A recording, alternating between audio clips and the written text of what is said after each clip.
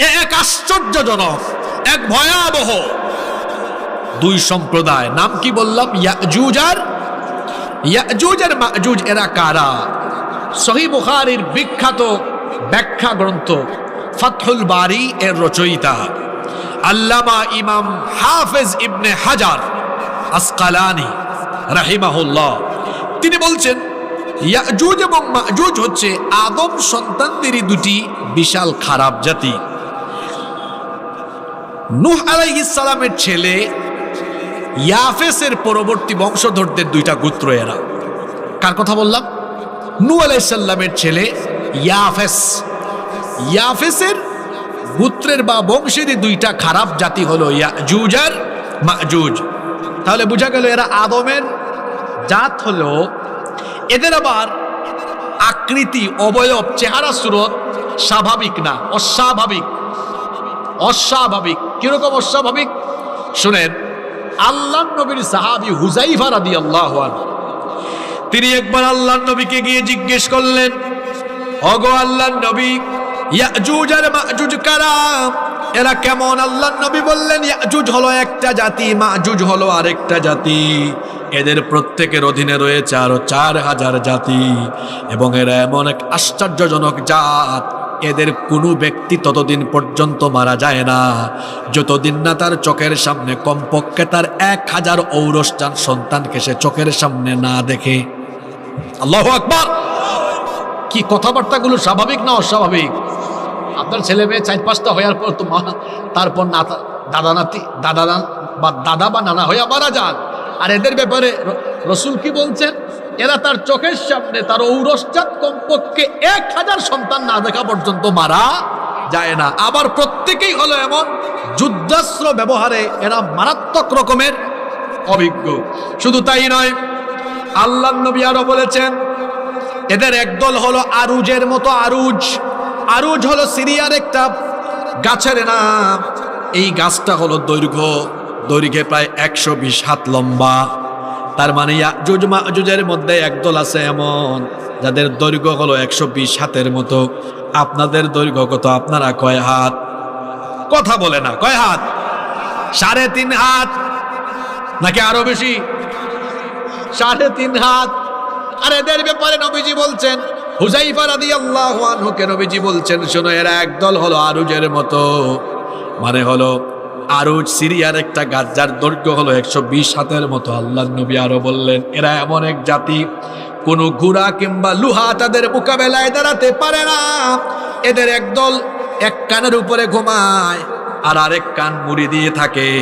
এবং এই ইয়াজুজ আর মাজুজ এতটাই হিংস্র আর বর্বর, এদের সামনে দিয়ে যদি কোনো হাতি, বন্য প্রাণী, উট বা শূকর অতিক্রম করে, এরা এগুলো ধরে তারপরে খাইয়া ফেলে।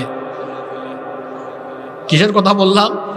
উট, বন্য প্রাণী, হাতি, শূকর সামনে পাইলে কি করে ফেলে? এটা স্বাভাবিক না অস্বাভাবিক? হাদিসে এসেছে, আল্লাহর নবীজি বলেছেন, সিগারুল উয়ুন, চক্ষুগুলো ছোট ছোট, ললাট বড় প্রশস্ত, চুল আউলা জাউলা, এলোমেলো, দেখতে বড় ভয়ঙ্কর। এদের নাম কি? জুড়ে বলেন, এদের নাম কি?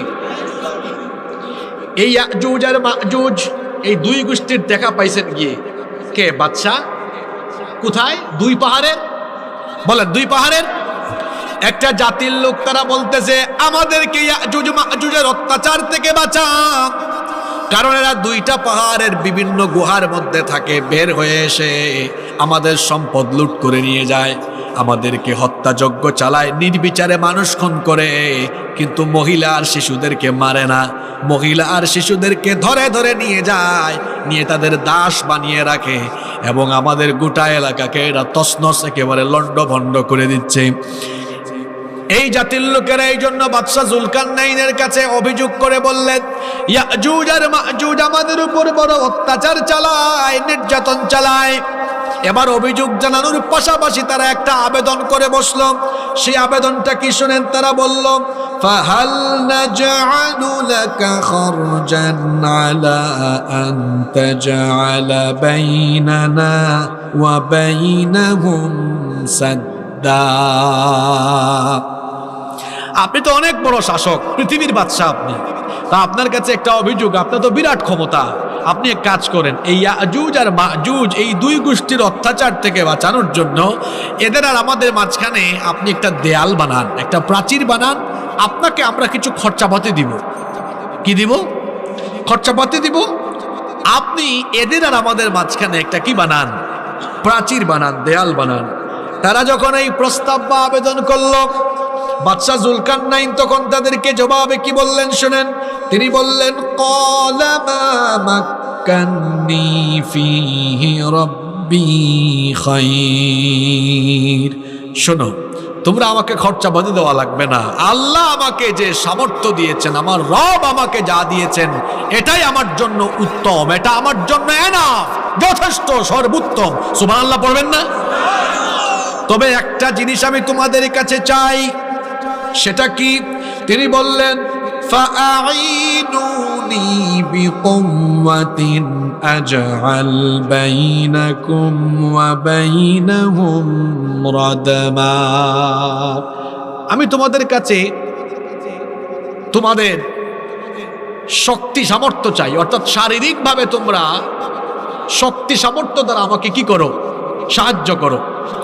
শক্তি সামর্থ্য দিয়ে তোমরা যদি আমাকে সাহায্য করো, তাহলে তোমাদেরকে সাথে নিয়ে আমি এই ইয়াজুজ মাজুজ আর তোমাদের মাঝখানে একটা প্রাচীর আমি নির্মাণ করে দিব।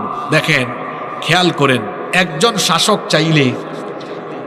শাসক চাইলে জনগণকে মানব সম্পদে রূপান্তর করতে পারে। আমি আজকে ঘটনাটা কেন ধরেছি, আমি একটু পরে যখন শিক্ষাগুলো বের করব তখন বুঝবেন, আর বর্তমান পরিস্থিতির সাথে মিলাবেন। আমরা তো জুলকারনাইন শাসকের মধ্যে যে পরিমাণ গুণাবলী ছিল, তার যদি অন্তত 100 ভাগের 2-3 ভাগও আমাদের শাসকদের ভেতরে থাকতো, দেশ তো বদলে যেত। বরং উল্টা দেখা গিয়েছে, যারাই যখন সুযোগ পায়, কি আর জুলকারনাইন হবে, পারলে ইয়াজুজ মাজুজ হয়ে লুটে পুটে গোটা দেশ তারে খায়া শেষ করে ফেলে। ইয়াজুজ মাজুজের কথা তো বললাম, যাই সামনে পায় তাই খায়। আমার সমাজে কিছু নেতাও আছে, এরা ইয়াজুজ মার্কা, মাজুজ মার্কা, সামনে যা পায় তাই খায়। টিন খায়, গম খায়, তেল খায়, চাল খায়, সব খায়, রাস্তা খায়, বালু খায়, ইট খায়, গম খায়, সবই খায়। দেখেন না আধা ইঞ্চি লেপে, দেখেন না আপনারা একটু ধৈর্য ধরে বসে থাকেন। এই কিচ্ছা আপনাদেরকে শুনাইয়া যাব বলে শুধু এখান থেকে কথা ধরি নাই তো বাবা। যুবক ভাইয়েরা, আমার জেন জি এর ভাইরা, একটু পরে টের পাবেন। মনোযোগ আছে তো? আচ্ছা, ওনাকে বললো কি, কিছু খরচাপাতি দিব নে, এই ইয়াজুজ মাজুজ আর আমাদের মাঝখান দিয়ে একটা কি বানান? দেয়াল বানান। উনি বললেন, খরচাপাতি দেওয়া লাগবে না মিয়া। কারে খরচাপাতি দিবা? গোটা পৃথিবীর বাদশাহ আমি, আমারে কি খরচাপাতি দিয়ে তুমি? হ্যাঁ, পৃথিবীর ক্ষমতা আমার কাছে। সুবহানাল্লাহ পড়েন। তবে একটা কাজ করো, কি, তোমরা সবাই মিলে একটু কায়িক শ্রম, একটু কষ্ট করো আমার সাথে। এর মধ্য দিয়ে উনি আবার দেখলেন যে এই জাতির লোকদের কি বৈশিষ্ট্য আছে। ওই যে বললাম, জনগণকে শাসক চাইলে মানব সম্পদে রূপান্তর করতে পারেন। এই যে আমার দেশের ছেলেরা অনেকে বিদেশ চলে যাচ্ছে না, পড়ালেখা করছে, পড়ালেখা করে ওই স্বপ্ন কি চাকরি। এখন দেখেন, চাকরির জন্য শূন্য পদ আছে কয়টা, আর ছেলে পেলে আছে কয়টা। পরে চাকরি বাকরি যখন পায় না, অনেকে হতাশ হয়ে যায়, ডিপ্রেশনে ভুগে, আছে না? অথচ আমরা যদি আমাদের শিক্ষাকে বা আমাদের দেশটাকে এমনভাবে সাজাতে পারতাম যে প্রত্যেকটা ছেলেকে আমরা দেশের কল্যাণে, দেশের কাজে লাগাবো, তাহলে ছেলেগুলো বাইরে যাওয়া লাগতো না। যে পরিশ্রম তারা বাইরে গিয়ে করে, এই পরিশ্রমটা যদি দেশে আমাদের নেতৃস্থানীয় পর্যায়ে থাকা লোকরা, এরা যদি ব্যবস্থা করে দিতে পারতো, আমার দেশের ছেলেপেলেরা যে পরিমাণ পরিশ্রমী, এই পরিশ্রমটা দেশে করতে পারলে আমার দেশ সত্যিকার অর্থেই সোনার বাংলাদেশ হয়ে যেত। কিন্তু দেশে কি এই পরিস্থিতি আছে? না, খালি কে কেমনে চুরি করতে পারে ওই ধান্দায় আছে। ঠিক না বেঠিক? আর আমরা তো সাধারণ জনগণ, পাবলিক, আমাদের অবস্থাটা হয়েছে কি, ওই যে গুলমরিচ বা ওই যে লাল মরিচকে পাটা পুতাইলের মাঝখানে পিষলে যা হয়, আমরা জনগণ ও পাটা পুতাইলের মাঝখানে পুইরা শেষ হয়ে গেছে। তিনি খেয়াল করলেন যে এই জাতির লোকেরা মজলুম, কিন্তু এদের একটা বিশেষ বৈশিষ্ট্য আছে। সেটা কি? এই জাতির লোকেরা তারা ধাতুর ব্যবহার জানতো। ধাতু বুঝেন তো আপনারা? কথা বলেন আপনারা, ধাতু বুঝেন তো? তিনি খেয়াল করে দেখলেন এই জাতির লোকেরা ধাতুর ব্যবহার জানতো। শুধু তাই নয়, এরা লোহাকে গলিয়ে বিভিন্ন গলিত সীসা এবং পিণ্ড, লোহার বিভিন্ন পিণ্ড তৈরি করতে পারত। এটা তিনি দেখলেন। দেখার পরে বললেন, শোনো, আমাকে খরচাপাতি দেওয়ার দরকার নাই, চলো আমরা কাজ আরম্ভ করি। এটার জন্য প্রথমে তোমরা আমার সাথে, আমাকে তোমরা যে ব্যাপারে সাহায্য করবে, যে জিনিসটা এনে দিবে, সেটা হলো, দেখেন এখানে বিজ্ঞানও ঢুকে যাবে। আল্লাহর কোরআন কতটা সাইন্টিফিক। আর হাজার হাজার বছর আগে যখন বিজ্ঞানের জন্ম হয় নাই, বাদশাহ জুলকারনাইনের মাথার মধ্যে এই বিজ্ঞান, এই প্রযুক্তি যিনি ঢুকাইয়া দিয়েছেন, তিনি কে? প্রযুক্তিটা কেমন ছিল শোনেন, খুব খেয়াল করে বুঝেন। তিনি বললেন, তাদেরকে প্রথমেই বললেন, আতুনি জুবারাল হাদিদ, তোমরা লোহার পাত আনো। লোহার কি আনো? এই জাতির লোকেরা আবার লোহার পাত আনতে লাগলো। এনে এনে তারা কি করলো?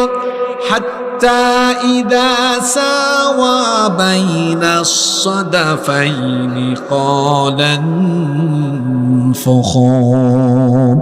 লোহার পাত এনে, এই যে দুই দিকে পাহাড় আছে না, পাহাড়ের মাঝখানে লোহার পাত রাখতে রাখতে দুই পাহাড়ের যে খালি স্পেস যেটা ছিল, ওই শূন্য জায়গাটা ভরে ফেললো। কি রাখছে বলেন তো? কি রাখছে? হ্যাঁ বলেন, বাবারা ভাইয়েরা সবাই বলেন, কি রাখছে? লোহার পাত। লোহার পাত দিয়ে যখন সব দুইটা পাহাড় একদম ফুলফিল করে ফেলছেন, তখন তিনি বললেন, নল আনো। নল মানে পাইপ জাতীয় নল আছে না, ওই যে আমরা আগের জামানায় দেখতাম লাকড়ির চুলায়, আপনাদের এলাকায় কি বলে জানি না, আমরা সিলেট হয় সুঙ্গা। কিশোরগঞ্জ আর সিলেট তো পাশাপাশি, ভাষা তো মিল থাকবে। আমার বাড়ি তো সিলেট, জানেননি আপনারা? তা আমরা সিলেট হই সুঙ্গা, আপনারা কিতা কইন? হইছে সুঙ্গা তো ননল্লা খান না, কিতা হবাই ফু মারলে হবাই গিয়া বার হয়। সিলেটি মাত বুঝেননি আপনারা? কিলান বুঝেন? আত্মীয় স্বজন আছে না কিতা? দেখি সিলেটি এখন লাগে শেষে আত্মীয়তা করছেন, আত্মীয় লোক কাছেন, দেখেও তো নাই আছে তো। কিতা হর বাড়ির দিছেন না আনছেন? আচ্ছা ঠিক আছে, মাঝখান দিয়া তুরা সিলটি মাতিল্লাম, অসুবিধা হয়েছে নি? আচ্ছা মাতুকা বুঝবা আপনি, আপনি বুঝলে কি হবে, সবাই বুঝবে না। এবার শোনেন, আপনাদের ভাষাও সুন্দর, খাইয়ালবাম কাইটালবাম, খাইছুন খাইছুন গেছুন, সব ময়মনসিংহের ভাষা। আর এই কিশোরগঞ্জ, ময়মনসিংহ, নেত্রকোনা, এই অঞ্চলের মানুষ এরা বড় দিন প্রেমিক, কারণ এই তিনটা অঞ্চল হলো আলেম উলামার ঘাঁটি। এজন্য এই তিন অঞ্চলের মানুষ এরা বড় আলেম ওলামা প্রিয়, আলেমদেরকে মহব্বত করেন, দিনকে তারা মহব্বত করেন। আল্লাহ সবাইকে কবুল করেন। তো আমি বলছিলাম, ওই যে লোহার পাত এনে দুই পাহাড়ের মাঝখানের খালি জায়গাতে তারা কি করলেন? ভরে ফেললেন। এবার বাদশাহ জুলকারনাইন বললেন, নল আনো, নল এনে হাপড় দাও, মানে ফু দাও। এই ফু দিয়ে দিয়ে এই লোহার পাতকে গলিয়ে, আগুন ধরে গেল, গলিয়ে এটাকে কি করা হলো? একটা শক্তিশালী লোহার প্রাচীর হলো। দেখেন এখানে বৈজ্ঞানিক প্রযুক্তি এবার কেমনে সেট করা হচ্ছে। পাতগুলো গলিয়ে এবার একটা কি হলো? লোহার শক্তিশালী প্রাচীর বা দেয়াল হলো। এই শক্তিশালী প্রাচীর বা দেয়াল বানায় তিনি কামটা কি করছেন? এরপরে তিনি বললেন, হাত্তা ইদা জাআলাহু নারান ক্বালা আতুনি উফরিগ আলাইহি কিতরা। তিনি বললেন, এবার তামা আনো। তামা বুঝেন? তামা বুঝেন তো আপনারা? তামা যেটাকে আমরা বলি কপার, কপার। এবার তামা এনে কি করলেন? ওই যে শক্তিশালী লোহার প্রাচীর, এই লোহার প্রাচীরের উপর এবার তিনি কি ঢাললেন? হ্যাঁ বলেন, কি ঢাললেন? কেন তামা ঢালছেন একটু পরে ব্যাখ্যা দিব। তামা ঢেলে দিলেন। ঢেলে দেওয়ার পরে এবার তিনি ওই মজলুম জাতিকে উদ্দেশ্য করে বললেন, ফামাসতাউ আন ইয়াযহারুহু ওয়া মাসতাউ লাহু নাকবা। তিনি বললেন, এই ইয়াজুজ আর মাজুজের গোষ্ঠী এই প্রাচীর টপকায়া আসতেও পারবে না, নিচে দিয়ে ভেদ চড়েও আসতে পারবে না। আল্লাহ চাইবেন না যতক্ষণ, তারাও এখান থেকে আর বের হতে পারবে না ততক্ষণ। এখন শুনেন, এই প্রাচীর নির্মাণ করে এই ইয়াজুজ মাজুজ দুই সন্ত্রাসী অসভ্য বর্বর এই দুই জাতিকে তিনি আটকায় দিয়েছেন। এখনো তারা আটকা ওখানেই বন্দী আছে। এরা কিন্তু কিয়ামতের একটা আলামত। কিয়ামতের আগে আবার এই ইয়াজুজ মাজুজ আসবে, আপনাদের কিশোরগঞ্জও আসতে পারে না? হ্যাঁ, এরা কিন্তু আবার ভয়াবহ তাণ্ডব লীলা চালাবে। তাহলে আজকের আলোচনাটা এটা কি অতীতের না ভবিষ্যতের সাথেও দরকার আছে? এটা দরকারি কথাবার্তা। এটা তিনি আটকায় দিয়েছেন।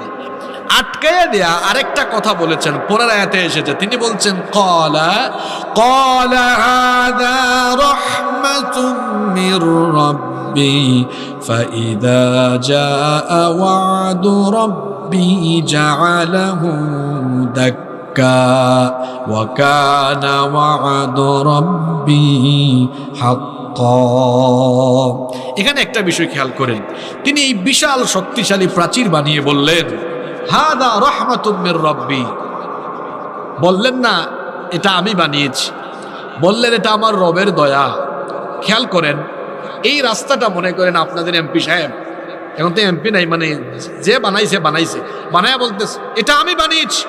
এটা একটা ভাষা, আর বলতেছে আল্লাহ আমাকে দিয়ে এটা করাইছে। দুইটা কি সমান? একটা কথা হচ্ছে আমি করছি, মানে ক্রেডিটটা যায় কার দিকে? নিজের দিকে। আরেকটা হচ্ছে আল্লাহ করাইছে আমাকে, ক্রেডিটটা এখন আর নিজের দিকে যায় না, গিয়েছে কার দিকে? ক্ষমতা, পাওয়ার, পলিটিক্স যারা করেন মিয়া, এগুলা শিখেন। এত বড় বাদশা, পৃথিবী শাসন করেছেন, এত শক্তিশালী প্রাচীর পৃথিবীর বুকে আর কেউ বানাতে পারে নাই, পৃথিবীর বিজ্ঞানও পারবে না। কেন পারবে না একটু পরে দিয়া সেটা বলবো, বলছি না একটা ব্যাখ্যা বাকি আছে এখনো। বানায়া কি বলতেছেন?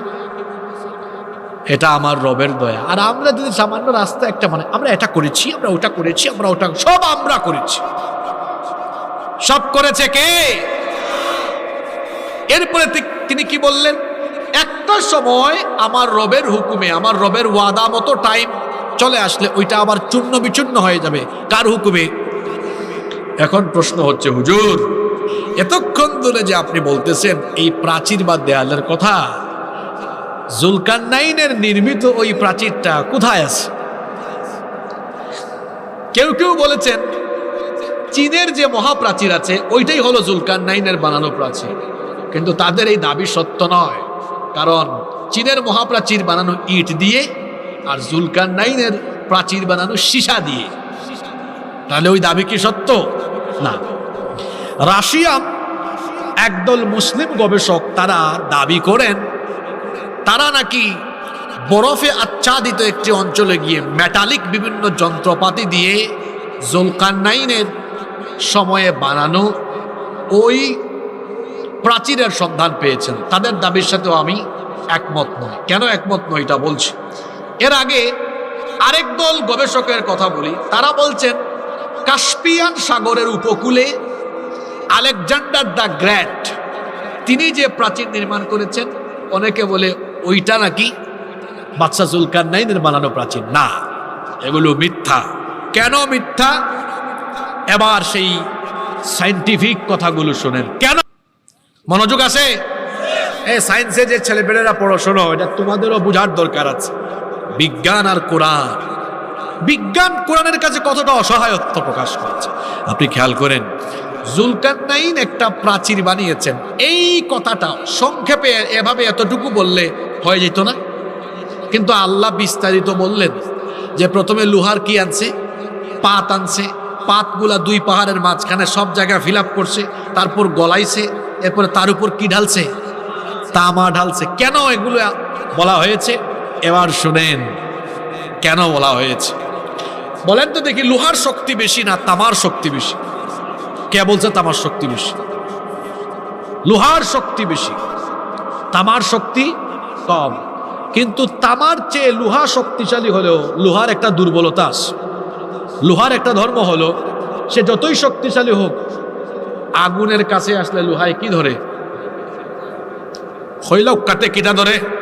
জঙ্গার জং ধরে, মরিচা ধরে, তাই না? আপনারা কি বলেন কিশোরগঞ্জে? জং জং জং ধরে না? জং ধরে। লোহা যতই শক্তিশালী হোক, লোহায় জং ধরে, এবং এটা যদি জং ধরতেই থাকে, একটা সময় সেটা ক্ষয় হয়ে যেতে পারে বা শক্তি কমে যেতে পারে, টেম্পার কমে যেতে পারে। জুলকারনাইন কামটা করছেন কি? এটা যেন জং না ধরে, এটা মরিচা যেন না ধরে, এটার উপর লাস্টে দিয়ে উপরে কি মারছেন? যদি বলেন কি মারছেন? হ্যাঁ, তামার একটা ধর্ম আছে। তামার ধর্ম হলো, তামা লোহার চেয়ে কম শক্তিশালী হলেও তামায় মরিচা ধরে না, তো ধরে না, তার আরেকটা ধর্ম আছে। সেই ধর্মটা কি? বিজ্ঞানীরা বলেন তামা যখন এইরকম খোলামেলা পরিবেশে থাকে, তো বাতাসে যে অক্সিজেন আছে না, এই অক্সিজেন মানে তামা যখন এইরকম খোলামেলা পরিবেশে থাকে, তামা বাতাসের অক্সিজেনের সাথে তখন কানেক্টেড হয়ে অক্সিডেশন পদ্ধতিতে তখন তার উপরে একটা গ্রিন প্রোটেক্টিভ লেয়ার, সহজ বাংলায় বলি, একটা সবুজ কালার বা রং ধারণ করে। কথাটা আবার বলি, বিজ্ঞান বলে এরকম খোলামেলা পরিবেশে তামা থাকলে বাতাসের অক্সিজেনের সাথে তামা কানেক্টেড হয়ে অক্সিডেশন পদ্ধতিতে তামার উপরে একটা সবুজ আস্তরণ পড়ে। সবুজ কি পড়ে? এটা কে বলল? বিজ্ঞানীরা বলল। যারা দাবি করে তারা জুলকারনাইনের বানানো প্রাচীর পাইছে, পাবে কেমনে? এটা তো কয়েক হাজার বছর আগের বানানো।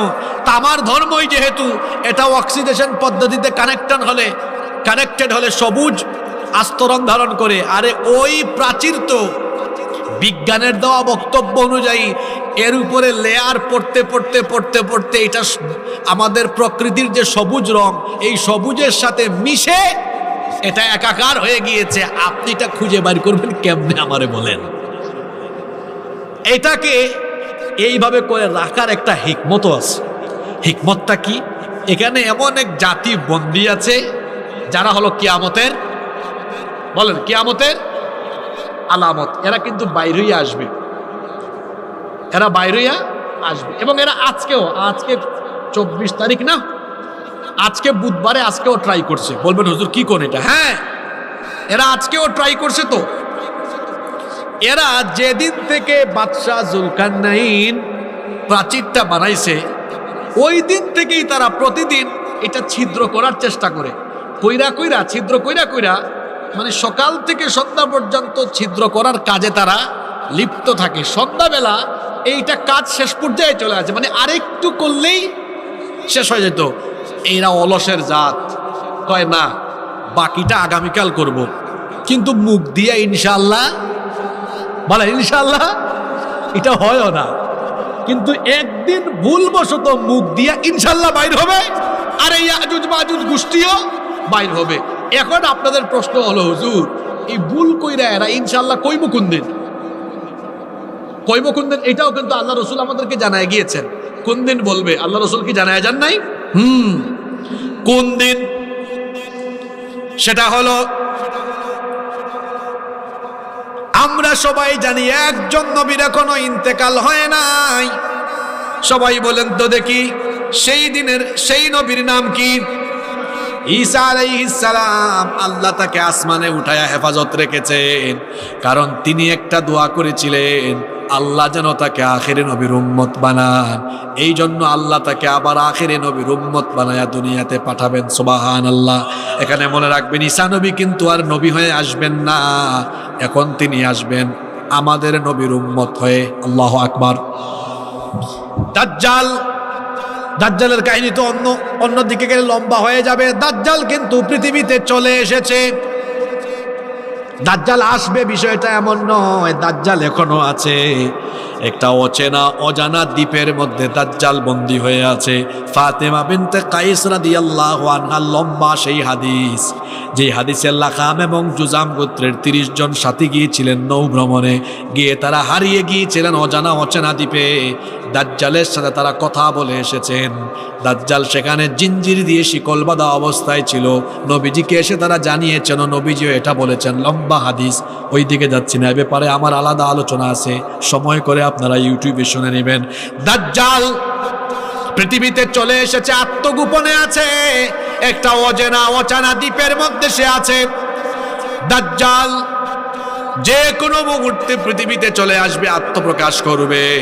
কিন্তু দাজ্জাল অজানা অচেনা দ্বীপে থাকলেও দাজ্জালের রুহানি সন্তান ইহুদিরা দাজ্জালীয় কার্যক্রম আঞ্জাম দিচ্ছে। আল্লাহ নবী বলেছেন দাজ্জালের বাহিনী হবে ইহুদিরা।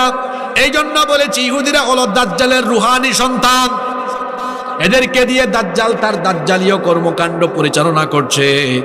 দাজ্জাল এসে যখন গোটা পৃথিবীতে তাণ্ডব লীলা চালাবে, গোটা পৃথিবীতে যখন মুসলমানদের ঈমান লুটের কাজে ব্যস্ত থাকবে, মুসলমানরা যখন একেবারে দিশেহারা হয়রান পেরেশান হয়ে যাবে, ঠিক সেই সময় আল্লাহ তাআলা সিরিয়ার দামেস্কের পূর্ব দিকের সাদা গম্বুজওয়ালা একটা মসজিদে ঈসা আলাইহিস সালামকে পাঠাবেন। 2 জন ফেরেশতার কাঁধের উপরে ভর করে ওই মসজিদের মধ্যে তিনি অবতরণ করবেন। আল্লাহু আকবার। ইমাম মাহদী আলাইহিস সালাম তাকে দেখেই চিনে ফেলবেন। ইমাম মাহদী আলাইহিস সালাম তাকে নামাজের ইমামতির জন্য আহ্বান জানাবেন, কিন্তু তিনি ইমাম হবেন না, মুসল্লি হবেন। কেন ইমাম হবেন না শোনেন, কারণ তিনি তো এবার এসেছেন নবী হয়ে না, এসেছেন এই নবীর উম্মত হয়ে। এই জন্য এই নবীর উম্মতের পেছনেই তিনি নামাজ আদায় করবেন। নামাজ আদায় শেষে তিনি এবার ইমাম মাহদী আলাইহিস সালাম আর মুসলমানদেরকে সংঘবদ্ধ করবেন দাজ্জালকে মোকাবেলার জন্য। ওইদিকে দাজ্জালও তার বাহিনী নিয়ে যখন আসবে, এসে দেখবে তার যমদূত ঈসা আলাইহিস সালাম চলে এসেছেন। লবণ পানির সংস্পর্শে আসলে লবণ যেমন গলে যায়, ঠিক তেমনি দাজ্জাল ঈসা নবীকে দেখার সঙ্গে সঙ্গে গলে যাওয়ার মতো পরিস্থিতি হবে। দৌড়ে দৌড়ে পালাতে থাকবে। ঈসা আলাইহিস সালাম তাকে গিয়ে ফিলিস্তিনের বাবেলুদে ধরে সেখানেই তাকে কতল করবেন। আল্লাহু আকবার। দাজ্জাল শেষ। দাজ্জালকে ঈসা নবী কতল করবেন। ঈসা নবী দাজ্জালকে কতল করার কিছুদিন পরে আল্লাহ তাআলা এবার ঈসা নবীকে বলবেন, ইন্নী কদ আখরাজতু ইবাদাল্লি লা ইয়াদানি লি আহাদিম বিকিতালিহিম ফাহাররিজ ইবাদি ইলা তুর। ও ঈসা, তুমি তো দাজ্জালকে হত্যা করেছো, কিন্তু এখন এমন জাতি বের হবে যাদেরকে মোকাবেলা তুমি করতে পারবা না, তোমার সাথে থাকা মুসলমানরাও করতে পারবে। কি ভয়ঙ্কর কথা শোনেন, যে ঈসা নবী দাজ্জালকে কতল করবেন, আল্লাহ ওই ঈসা নবীকে বলছেন তুমি দাজ্জালকে কতল করেছো, কিন্তু তুমি এবং তোমার সাথী মুসলমান সবাইকে নিয়েও এখন এমন 2 জাতি 2 গোষ্ঠী বের হবে, এদেরকে আর মোকাবেলা করতে পারবা। আল্লাহ বলবেন, ও ঈসা, তুমি তোমার সাথীদেরকে নিয়ে তুর পাহাড়ে আশ্রয় নাও। জুড়ে বলেন কোন পাহাড়? আল্লাহ বলবেন, ঈসা, তুমি তোমার সাথীদেরকে নিয়ে তুর পাহাড়ে গিয়ে আশ্রয় নাও। ঈসা আলাইহিস সালাম এবার তার সাথীদেরকে নিয়ে তুর পাহাড়ে তিনি আশ্রয় গ্রহণ করবেন। অন্যান্য মুসলমানরাও কেউ কেউ নিরাপদ সুরক্ষিত দুর্গে, কেউ বা আবার পাহাড়ের গুহার ভিতরে গিয়ে আশ্রয় নেবেন। অবস্থা এমন হবে, লোকেরা খাবার দাবার এবং তাদের যে গবাদি পশু আছে সেগুলো নিয়ে নিয়ে লুকাবে, কিন্তু এগুলো তো ফুরিয়ে যাবে কয়েকদিনের মধ্যে। দেখা যাবে বিশাল অভাব অনটন দুর্ভিক্ষ দেখা দিয়েছে। আল্লাহর নবী বলেছেন পরিস্থিতি তখন এমন কঠিন জায়গায় গিয়ে দাঁড়াবে, একটা গরুর মস্তককে তখন 100 দিনারের চাইতেও উত্তম মনে করা হবে। এইরকম একটা জটিল পরিস্থিতি ধারণ হবে। ইয়াজুজ মাজুজ গোষ্ঠী কিভাবে বেরিয়ে আসবে? ওই যে বলতেছি আজকেও ট্রাই করছে, করতে করতে শেষ পর্যায়ে আসে বলে কালকে করব, কিন্তু কালকে এসে দেখে আবার গতকাল যেখানে কাজ ফেলায় গেছে ওইখানে নয়, আবার আগের মতো হয়ে গিয়েছে। দাজ্জালকে হত্যা করার পরে এমন একটা দিন আসবে যেই দিনে ইয়াজুজ মাজুজের গোষ্ঠী সন্ধ্যা পর্যন্ত কাজ করে তাদের কারো একজনের মুখ থেকে বাইর হইয়া যাবে। বাকিটা আগামীকাল করবো ইনশাআল্লাহ। পরের দিন এসে দেখবে কারবার কি দেখছো, কালকে যেখানে কাজ থুয়ে গেছি আজকে দিকে ওখানে কাজ আছে। অল্প কিছু সময় কাজ করলেই দেখা যাবে ওই প্রাচীর খোঁড়া কিভাবে এরা নেমে আসবে।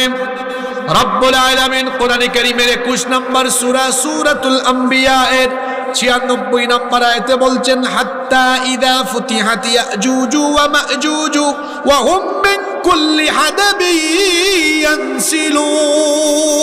ইয়ানসিলুন। উঁচু উঁচু পাহাড় থেকে এরা নেমে আসতে থাকবে এবং এরা এতটাই ভয়ঙ্কর, খেয়াল করে শুনেন, এদের প্রথম দল যখন নেমে আসবে দুনিয়ার নদী আর সাগরের যত পানি আছে সব পানি পান করে শেষ করে ফেলবে। আপনাদের মনোযোগ আছে? প্রথম দল আসা মাত্রই পৃথিবীর সব নদী আর সাগরের পানি পান করে দ্বিতীয় দল এসে দেখবে কিছু নাই, এরা বলবে পৃথিবীতে মনে হয় কোনো সময় পানি ছিল। আপনাদের কি মনে হয় এরা কি স্বাভাবিক না অস্বাভাবিক? হিংস্র, বর্বর, সাংঘাতিক টাইপসের, খুবই মারাত্মক। এরা এসেই তারা নির্বিচারে হত্যাযজ্ঞ চালাবে, যেদিকেই মানুষ পাবে সেদিকেই খুন করবে, লুণ্ঠনরা আজানি লুটপাটে ব্যস্ত হয়ে যাবে। গোটা পৃথিবী এইভাবে করে তারা রাহাজানিতে ভরে ফেলবে। আরে এক কঠিন পরিস্থিতি তখন ধারণ করবে। শোনেন, এরা এবার কি করবে? চতুর্দিকে তারা এবার লোকজনকে হত্যা করতে করতে করতে করতে জেরুজালেমের দিকে গিয়ে তারা এবার একটা তীর আকাশের দিকে মারবে আর বলবে, জমিনের অধিবাসীদেরকে তো শেষ করে ফেলেছি, এবার আসমানে কেউ থাকলে তারেও আমরা মাইরা ফেলবো।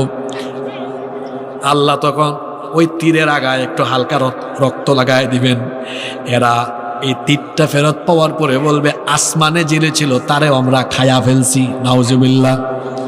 দাম্ভিক, অহংকারী, হিংস্র, বর্বর এই ইয়াজুজ মাজুজ এইভাবে করে তাদের তাণ্ডব লীলা বর্বরতা চালাতে থাকবে এবং অন্যদিকে অভাব অনটন চতুর্দিকে বেড়ে যাবে।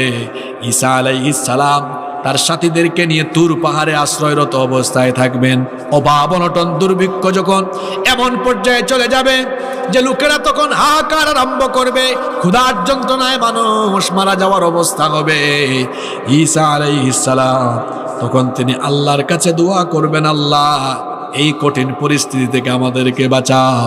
ইয়াজুজ মাজুজকে তিনি মোকাবেলা করতে না পারলেও বলেন তো মহা সর্বশক্তিমান আল্লাহর সেই শক্তি আছে না নাই? সকল ক্ষমতা কার কাছে? আমার দেশে ইয়াজুজ মাজুজ মার্কা বা আমাদের এই পৃথিবীতে ইয়াজুজ মাজুজ মার্কা কিছু চোর চামার, দুর্নীতিবাজ, জালিম শাসক থাকে। এরা মনে করে আমাদেরকে কে থামায়, বেটা কে থামায়? আল্লাহ ধরে না ধরে না ধরে না। যখন ধরবে এমন অবস্থা করবেন দেখা যাবে তুমি তোমার জায়গায় টিকতে পারবেন না, জায়গায় টিকা যাবে না। আল্লাহ মানুষকে এমন ভাবে ফুসলায় দিবেন জনগণ উস্তা দিয়া চার থেকে ভোলা দিবে। ঈসা আলাইহিস সালামের দোয়া আল্লাহ কবুল করবেন। এবার আল্লাহ তাআলা ওই ইয়াজুজ মাজুজ দুই গোষ্ঠীর প্রত্যেক সদস্যদের এই যে এদিকে তাকান, ঠিক ঘাড়ের পিছনে এই জায়গায় একটা ভাইরাস দিবেন, মহামারী দিবেন। কি দিবেন? একটা ভাইরাস দিবেন, মহামারী, ছোঁয়াচে রোগ, যেটা একজনের থেকে আরেকজনের কাছে ছড়ায়। যখন আল্লাহ ইয়াজুজ আর মাজুজ দুই গোষ্ঠীর প্রত্যেক সদস্যদের জন্য এই ছোঁয়াচে ভাইরাস রোগটা দিবেন, একজনের থেকে আরেকজনের কাছে ছড়াতে ছড়াতে ছড়াতে ছড়াতে দুনিয়াতে ইয়াজুজ মাজুজের যত বংশ ছিল সবাই এই এক মহামারীতে আক্রান্ত হয়ে মারা যাবে। আল্লাহু আকবার। আল্লাহ নবী বলেছেন এমন ভাবে জমিনে এদের লাশ পড়ে থাকবে, সারা পৃথিবীর অর্ধ হাত আধা হাত পরিমাণ জায়গাও ফাঁকা থাকবে না, এত পরিমাণ লাশ পড়ে থাকবে।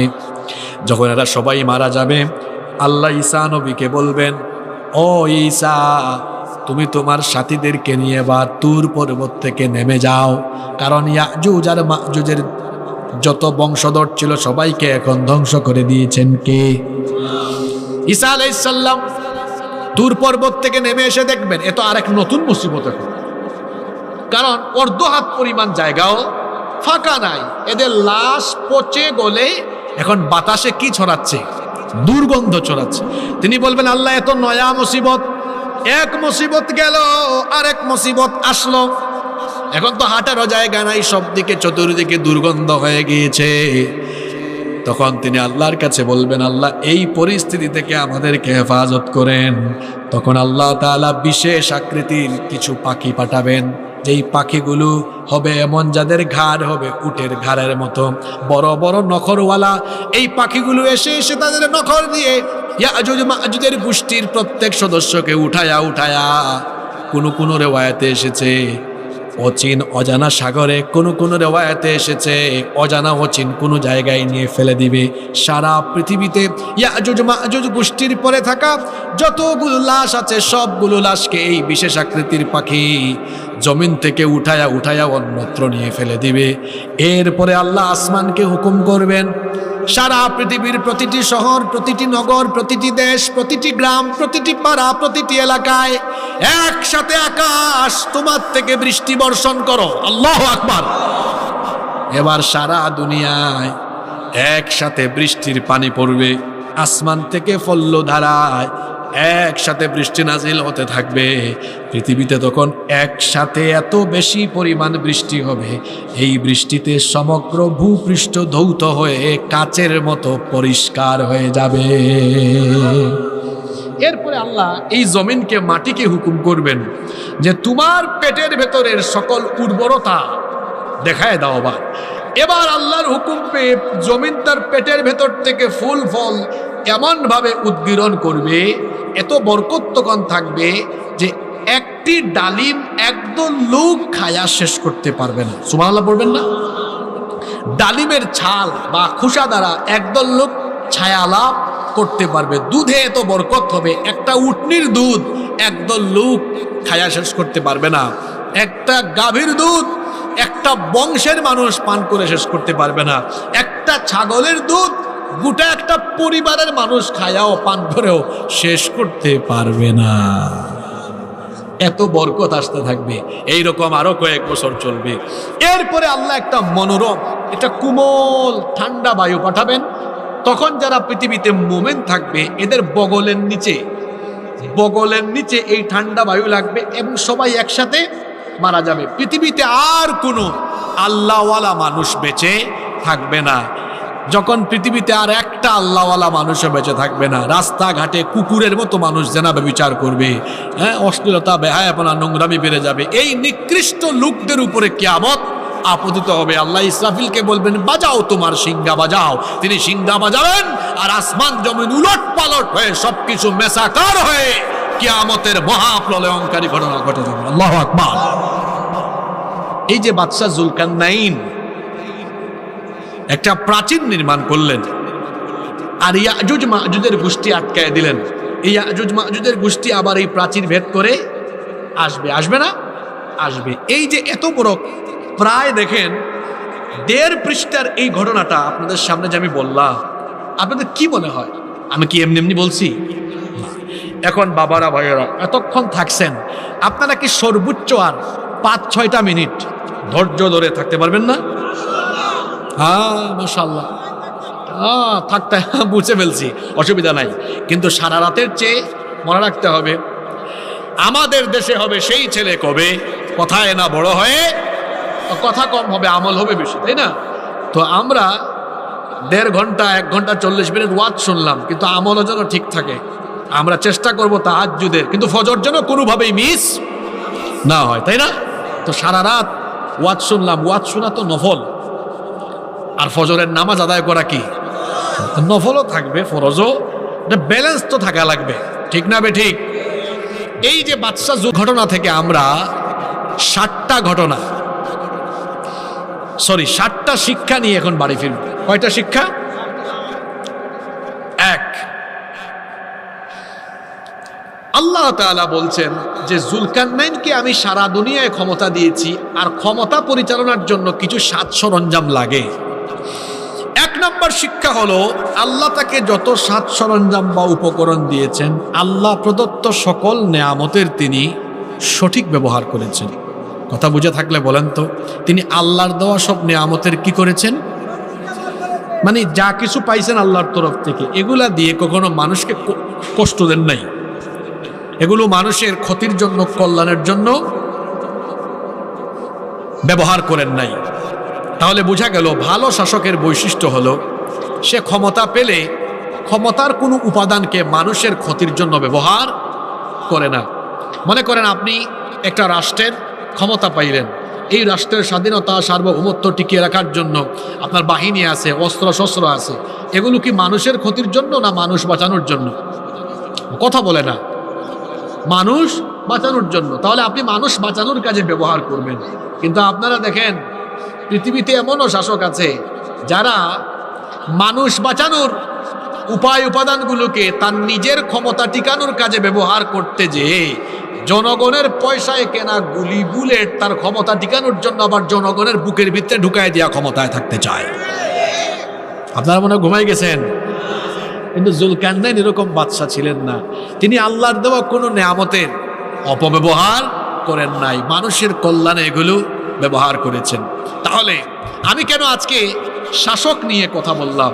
শোনেন, একটা গাড়ি কিশোরগঞ্জ থেকে রওনা করছে ঢাকার দিকে, একটা বাস, এই বাসে 40 জন প্যাসেঞ্জার, সবাই গাঞ্জা খাইছে, কিন্তু ড্রাইভার গাঞ্জা খায় নাই।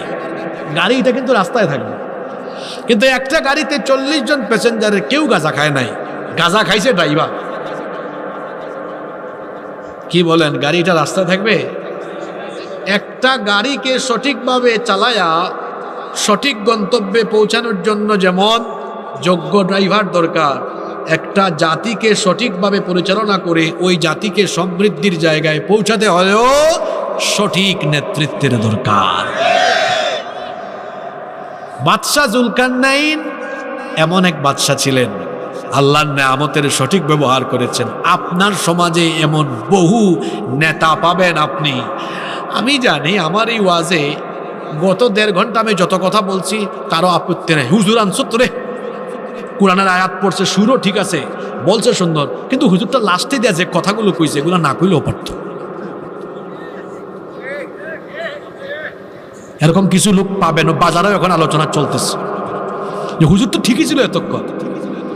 আমরা আসলে যতক্ষণ মধুর সুরে কথা বলি ততক্ষণ ঠিক থাকি, কিন্তু যখন এই কথাগুলো দ্বারা মানুষকে আমরা সত্যের শিক্ষা দিতে চাই, এই তো হুজুর চলে গেছে, বেলাই নেই। এই যে জুলকারনাইন একজন বাদশার কাহিনী উল্লেখ করা হয়েছে কেন? কুরআন তো আপনাদের হেদায়েতের জন্য নাজিল হয়েছে, যাতে করে শাসকরা এরকম হয়, যাতে আল্লাহর দেওয়া নেয়ামত মানুষকে প্রোটেকশন সিকিউরিটি দেওয়ার উপায় উপকরণগুলো মানুষের কল্যাণে ব্যবহার করে। কিন্তু কেউ যদি সেগুলো মানুষের অকল্যাণ বা ক্ষতি সাধনের জন্য ব্যবহার করে, তখন সে শাসকের নামে শোষক হয়ে যায়। নাম্বার 2,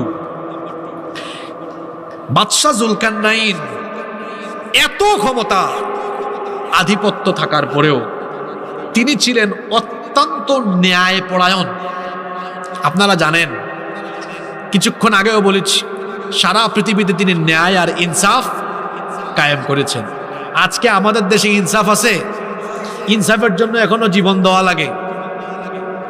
গত 14-15 দিন আগে তো ইনসাফ প্রতিষ্ঠার লড়াইয়ে আমাদেরই এক ভাই শরীফ উসমান বিন হাদি জীবন দিতে হয়েছে। এক মহিলা, এক বেডি, আমরা সিলেটে বলি বেটি, আপনারা কি বলেন? বেডি বলেন আপনারা। এক বেডি গতকাল বলছে, ওসমান, আমার ভাই উসমান, শহীদ উসমানকে বলেছে কি গিনি কি জানি একটা কথা বলেছে। আপনার এই মহিলা আমার ভাই শরীফ উসমান হাদিকে এমনভাবে তুচ্ছ তাচ্ছিল্য করেছে, গিনি পিগ বলেছে, এবং তাকে তুচ্ছ তাচ্ছিল্য করে আরো কিছু কথা বলেছে। চিন্তা করেন, এখনো তার রক্তের দাগ শুকায় নাই। এই বেডি, এই মহিলা বলে কি, মহিলা, আপনাকে আমরা চিনি গো, 1.5-2 বছর আগেও আপনি এবং আপনাদের সবাই বিড়ালের মতো থাকতেন, ওইদিক ওইদিক লুকায় থাকতেন, আমাদেরকে কিন্তু আপনারা ঠিকই পাইতেন। কিশোরগঞ্জে কি আমি আজকে অনেকদিন পরে আসলাম নাকি? হ্যাঁ, এখন একটু প্রাতিষ্ঠানিক ব্যস্ততার কারণে প্রোগ্রাম কমাইছি, কিন্তু এই কিশোরগঞ্জের এমন কোনো উপজেলা নাই যেখানে আমি যাই নাই। কঠিন কঠিন সময় আমরা গিয়েছি, আমরা তখন যেমন এখনো।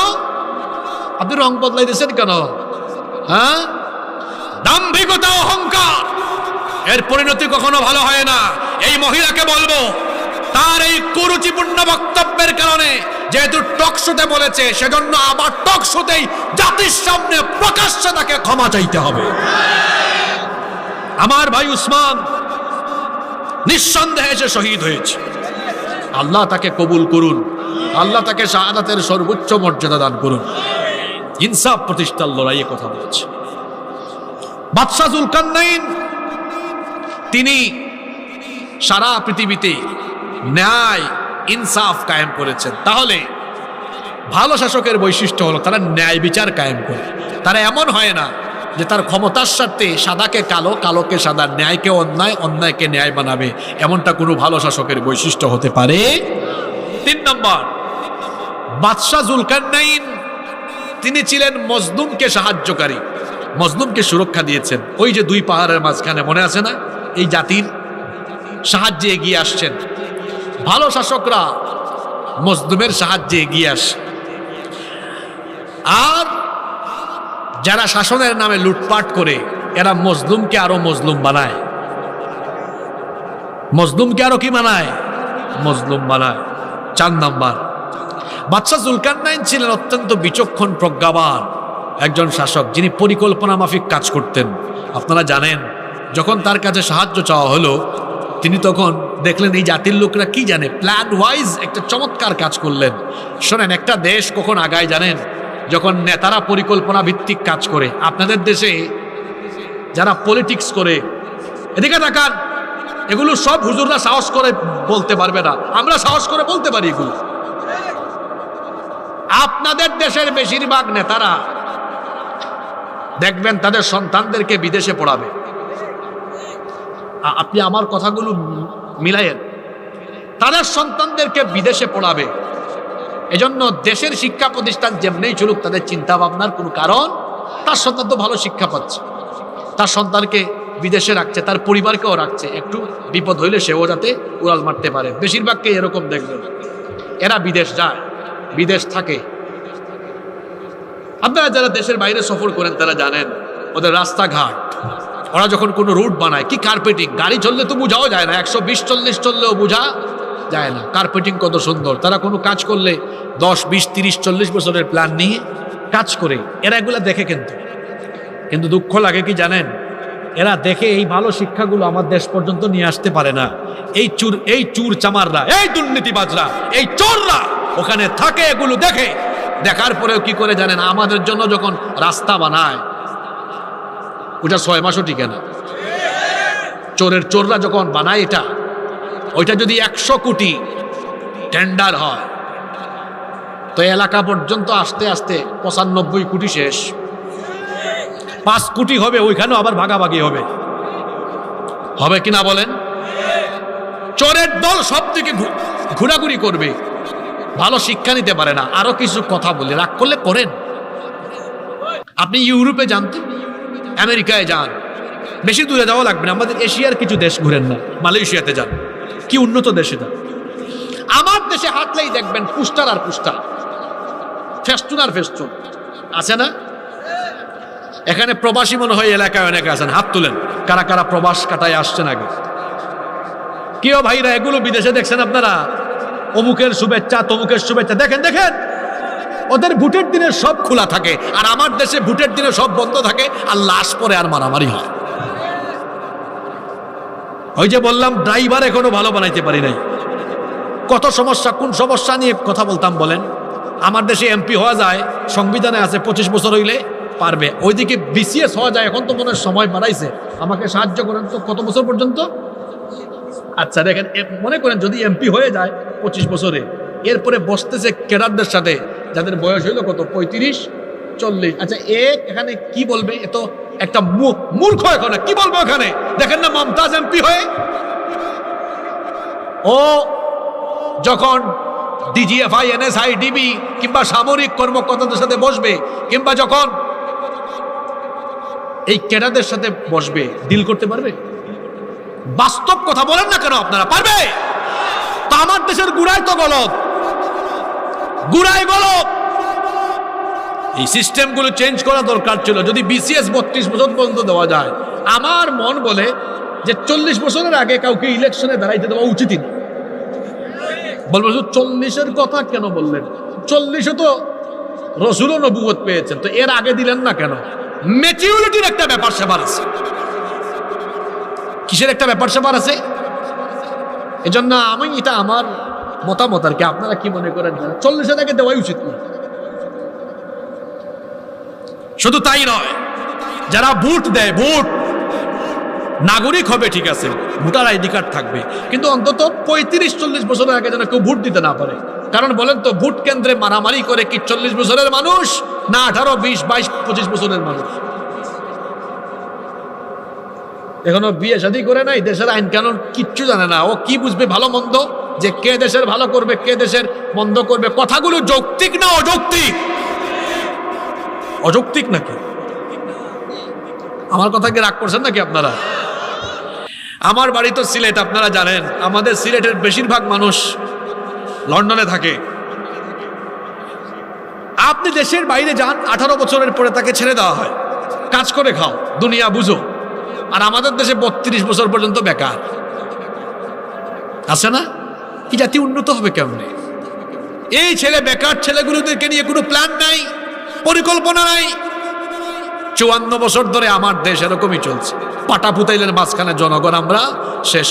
প্রজ্ঞাবান বিচক্ষণ শাসক না থাকলে সমাজ বা রাষ্ট্র আগায় না। হ্যাঁ, তাদের পরিকল্পনা থাকে। কি পরিকল্পনা? 5 বছরে আমি কেমন লুটে বুটে খাইতে পারবো, এই পরিকল্পনা থাকে। কিন্তু আমার জনগণকে আমি কি করব, এই পরিকল্পনা খুব কম সংখ্যক ব্যক্তির থাকে। আমার মনে হয় আমার কথায় আপনারা এখন কষ্ট পাইতেছেন। নাম্বার 5, জুলকারনাইনের ঘটনা থেকে 5 নম্বর শিক্ষা হলো, তিনি এত বড় শাসক হয়েও আল্লাহর উপর পূর্ণ আস্থা আর অবিচল বিশ্বাস ছিল, শুকরগুজার বান্দা ছিলেন। এত বড় কাজ করে বলেছেন, হাদা রাহমাতুম মির রব্বি। কার দয়া এটা? ভালো শাসকরা আল্লাহর উপর তাওয়াক্কুল করে শুকরগুজারি হয়। 6 নম্বর, তিনি ছিলেন জ্ঞান অন্বেষণকারী আর সত্যের প্রতিষ্ঠাকারী। ঘুরে ঘুরে সারা পৃথিবী দেখেছেন, জ্ঞান অন্বেষণ করেছেন। কখনো দাম্ভিক বা অহংকারী হননি, বরং বিনয় আর নম্রতার বহিঃপ্রকাশ ঘটিয়েছেন। তাহলে একজন ভালো শাসক কখনো দাম্ভিক হয় না, অহংকারী হয়, বরং তারা হয় কি? বিনয়ী, যারা মানুষকে মূল্যায়ন করে, মানুষকে সম্মান করে। 7 এবং সর্বশেষ শিক্ষা হলো, এই ঘটনা থেকে আমরা একটা জিনিস বুঝলাম, যে নিজেদের চেষ্টায় আমরা যত কিছুই করি না কেন, যতক্ষণ না আল্লাহ চাইবেন ততক্ষণ পর্যন্ত কোনো কাজের সফলতা অর্জন করা যায় না। ওই যে ইয়াজুজ মাহাজুজ গোষ্ঠী সকাল থেকে সন্ধ্যা পর্যন্ত ঘুরে কয়েক কালকে করব, আয়সা দেখে আবার পরের দিন আয়সা দেখে আবার আগের মতোই। আল্লাহ যতদিন না চাইবেন ততদিন হয় না। যখন ইনশাআল্লাহ বলল, পরের দিন আয়সা দেখলো সব ঠিক আছে। তাহলে ইনশাআল্লাহর গুরুত্ব আছে না নাই? এজন্য ভবিষ্যতে কিছু বলবো বা করব, এমনটা হলে আমরা অবশ্যই বলবো ইনশা। আমাদের সমাজ থেকে এই পরিভাষাগুলো, দিনই পরিবেশ উঠে যাচ্ছে, ওয়েস্টার্ন কালচার ভর করেছে। সালাম নাই, hi, hey, hello dad, wow, amazing, fantastic. এগুলো তো আমাদের মুসলমান পরিবার, এগুলো তো আমাদের মুসলিম পরিবারের পরিভাষা হওয়া উচিত ছিল না। আমরা তো হাই হেই না বলে বলা উচিত ছিল আসসালামু আলাইকুম। আমরা তো ওয়াও না বলে বলা উচিত ছিল সুবহান আল্লাহ। মাশা ওকে না বলে বলা উচিত ছিল ইনশা আল্লাহ। আমাদের দেশে আবার ইনশাআল্লাহর অপব্যবহার হয় বেশি। কিরকম? আগামীকাল কনসার্ট হবে ইনশাআল্লাহ, আগামীকাল আমার একটা সিনেমা মুক্তি পাবে ইনশাআল্লাহ, আগামীকাল আমার একটা গান মুক্তি পাবে ইনশাআল্লাহ। এটা সঠিক ব্যবহার না অপব্যবহার? আমরা যেন সঠিক ব্যবহার করি। তাহলে এই কয়টা শিক্ষা, জোরে বলেন কয়টা শিক্ষা? এই 7টা শিক্ষা যদি আমার জাতি দিতে পারে আর শাসক ভালো ঠিক করতে পারে, এই জাতি বদলে যাবে ইনশা। সময় এসেছে বদলানোর, বদলে দেওয়ার, বদলে যাওয়া। জেন জি, আর এখানে কিছু আলফাও আছে দেখতে পাচ্ছি, ছোট্ট ছোট্ট। এদেরকে বলছি ভাই, সততা, স্বচ্ছতা, কথাগুলো খেয়াল করো।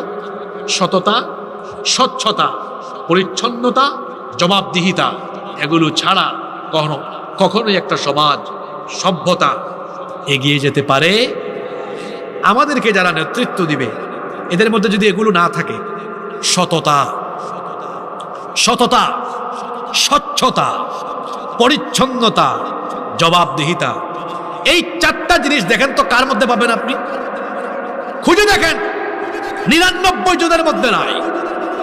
সততা, স্বচ্ছতা, পরিচ্ছন্নতা, জবাবদিহিতা, এগুলো কারো মধ্যে যখন থাকবে না, এ কখনো কোনো সমাজকে লিড দিয়ে ওই সমাজ সভ্যতাকে সমৃদ্ধির জায়গায় নিয়ে যেতে পারবে।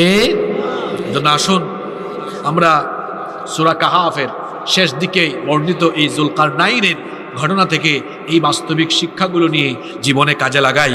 আল্লাহ আমাদের সবাইকে সেই তৌফিক দান করেন। মাহফিল কমিটির ভাইদের আপনাদের কোনো বক্তব্য নাই না?